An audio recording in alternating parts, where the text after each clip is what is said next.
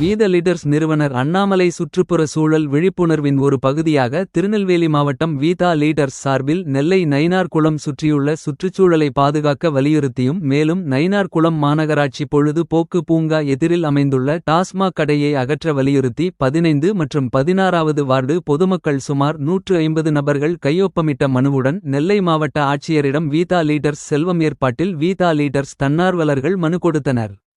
இதில் ஒருங்கிணைப்பாளர் கணேசமூர்த்தி தலைமை தாங்கினார். மேலும் கலைஸ் செல்வன், மணிமாறன், இசக்கி ஐயப்பன், சுரேஷ்குமார், சிவராமகிருஷ்ணன், குரு சிவாஜி சேட், பத்தமடை சுடலை, கருப்பசாமி, கோமதி சங்கர், பிரவீன், ரஜினி முருகன், பாளை சட்டமன்றம் சார்பாக சுப்பிரமணியன் சுவாமி, உடையார், மணிகண்டன், முத்துராஜ், இசக்கிமுத்து மற்றும் வீதா லீடர்ஸ் வாலண்டியர்ஸ் பலர் கலந்து கொண்டனர்.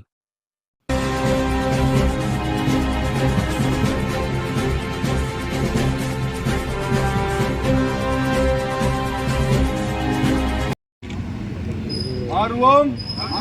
மாறுவோம் மாறுவோம் பாதுகாப்போம் பாதுகாப்போம் சுற்றுச்சூழல் பாதுகாப்போம் ஒழிப்போம் ஒழிப்போம் போதை ஒழிப்போம் மாறுவோம் மாறுவோம் இந்த லீடர்ஸ்